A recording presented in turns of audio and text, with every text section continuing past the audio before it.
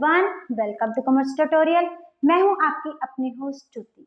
आज हम कंटिन्यू करने जा रहे हैं अपने +1 अकाउंट्स के second chapter theory base of accounting, accounting standard and Indian accounting standard के कुछ important questions.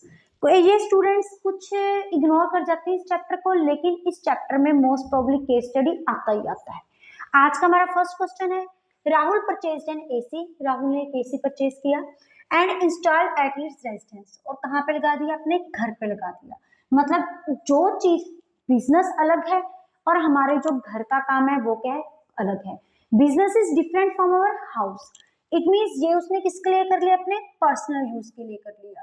As against the cheque payment, उसके अगेंस्ट क्या एक इशू कर दिया? चेक इशू कर दिया।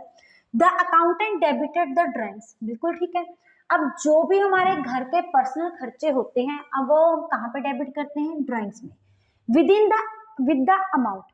Whereas Rahul wants is to be debited to the fixed assets। लेकिन राहुल मानता था कि इसको किसको ट्रांसफर करना चाहिए? फिक्स्ड एसेट्स को। हमारी अकाउंटिंग क्या होती है? हमारी अकाउंटिंग क्या बोलती है कि business is different and person is different, separate legal identity. Business की होती है, अपनी एक आइडेंटिटी होती है। जो खर्चा बिजनेस में से निकाला जाता है वो उसके एसेट्स वगैरह को ट्रांसफर होता है।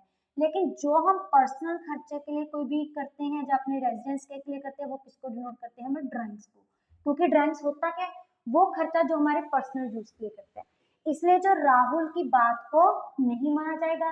एज पर अकाउंटिंग प्रिंसिपल्स ये किसको डेबिट किया जाएगा? हमारे ड्राइंग्स को ही डेबिट किया जाएगा।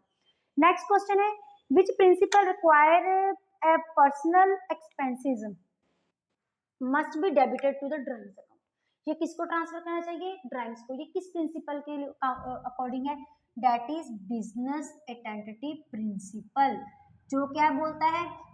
Business has a separate legal identity from the personal itself. Business is different and person is different. वो दोनों क्या होते हैं? अलग अलग होते हैं। इसी बेस से बोला जाता है जो उसके पर्सनल खर्चे हैं वो कहाँ पे जाएंगे? वो पर्सन के पास। लेकिन जो बिजनेस के खर्चे हैं वो कहाँ पे जाएंगे? बिजनेस आइडेंटिटी के पास। नेक्स्ट क्वेश्चन है हमारा, which principle requires quality of man power is not recorded at all. हमारी जो इकोनॉमिक अकाउंट्स है उसमें हम किसी भी क्वालिटी को रिकॉर्ड नहीं कर सकते। बिल्कुल ठीक है। क्योंकि अकाउंटिंग क्या होती है? ये फाइनेंशियल नेचर की होती है।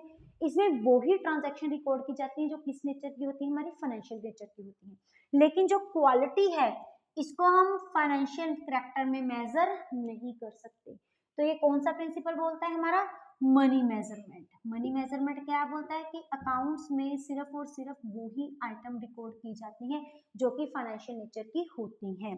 नेक्स्ट है, assets of a company are acquired by a company. एक कंपनी के एसेट्स किसने अक्वायर कर लिए? गवर्नमेंट ने कर लिए। Against the compensation of 10 crore. और उसके बदले कंपनी को गवर्नमेंट ने कितने की कंपनसेशन दी? हमारी 10 करोड़ की दे दी। The company has not started any business. Acquisition के बाद कंपनी ने कोई भी बिजनेस स्टार्ट नहीं किया। And deposit the money in a fixed deposit. और बैंक में फिक्स्ड डिपॉजिट में अपना सारा जाके पैसा क्या कर दिया? डिपॉजिट कर दिया।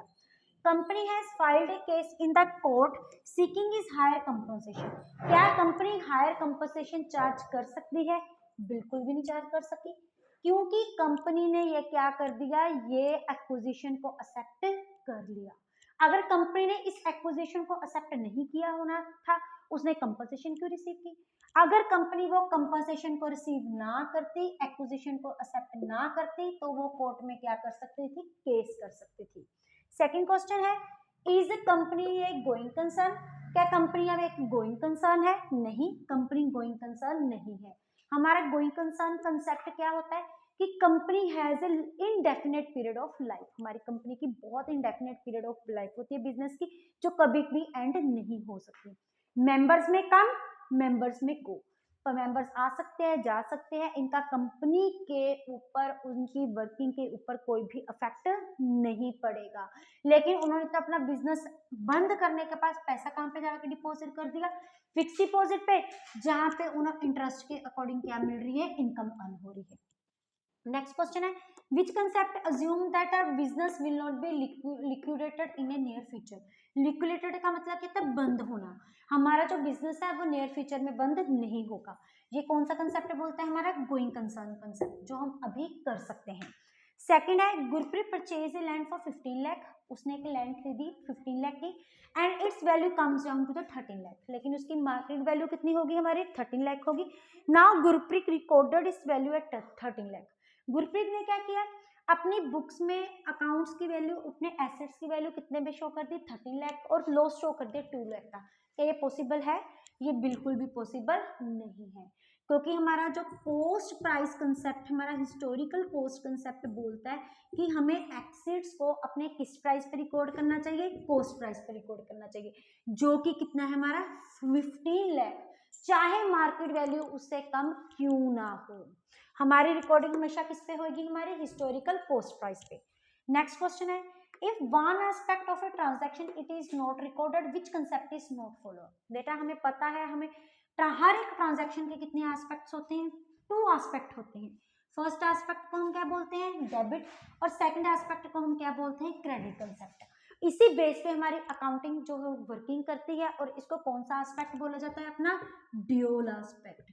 अगर हम एक को इग्नोर कर रहे हैं तो कौन सा कंसेप्ट फॉलो नहीं किया जा रहा है, हमारा ड्यूल एस्पेक्ट का। नेक्स्ट क्वेश्चन है if advance payment is received against the cell.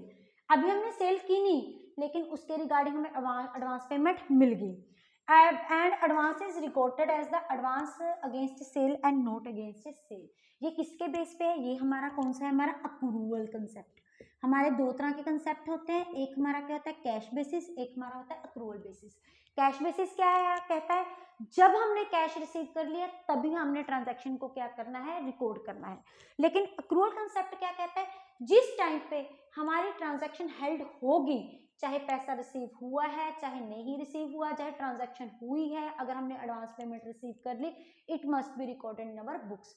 और अकाउंट्स में जो हमारी फाइनेंशियल अकाउंट्स है, जो किस पे ऊपर काम करता है, हमारे अक्रूवल कंसेप्ट के ऊपर काम करता है।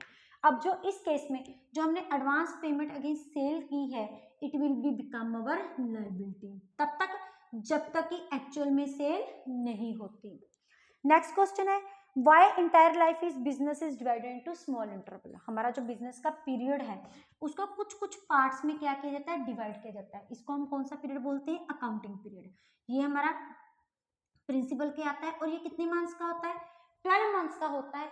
कोई फर्स्ट कैलेंडर ईयर के भी होता है, फाइनेंशियल ईयर के भी अकॉर्डिंग होता है। कैलेंडर ईयर स्टार्ट होता है 1 जनवरी तो 31 दिसंबर, और जो हमारा फाइनेंशियल ईयर होता है वो होता है 1 अप्रैल टू 31 मार्च तक। ये किस लिए होता है, to ascertain the profit and loss, कि during the particular time period हम प्रॉफिट अर्न किया है कि लॉस। अगर हम इसको स्मॉल इंटरवल में नहीं कट ऑन करेंगे तो यही नहीं पता लगेगा कि हमारी फाइनेंशियल पोजीशन कहाँ पे जाके टैली हो रही है। नेक्स्ट क्वेश्चन है cost price is value sorry closing stock is valued at costly price and market price whichever is less. किसके बेस पे, प्रिंसिपल के बेस पे।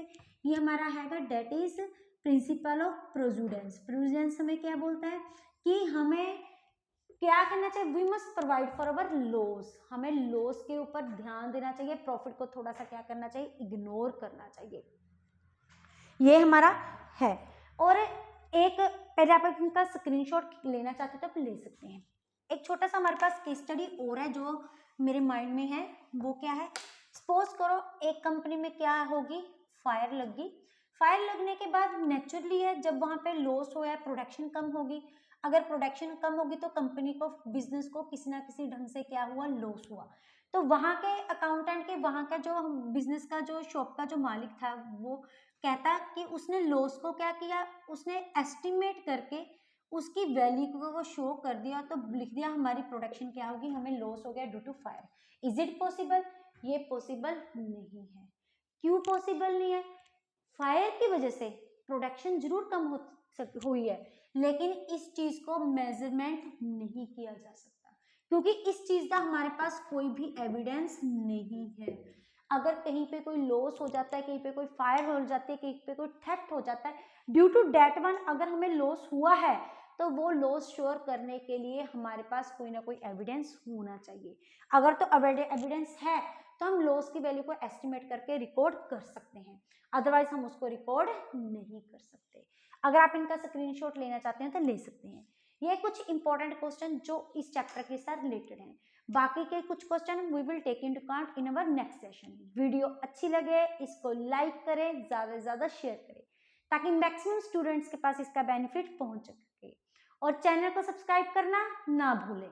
Thank you, have a nice day.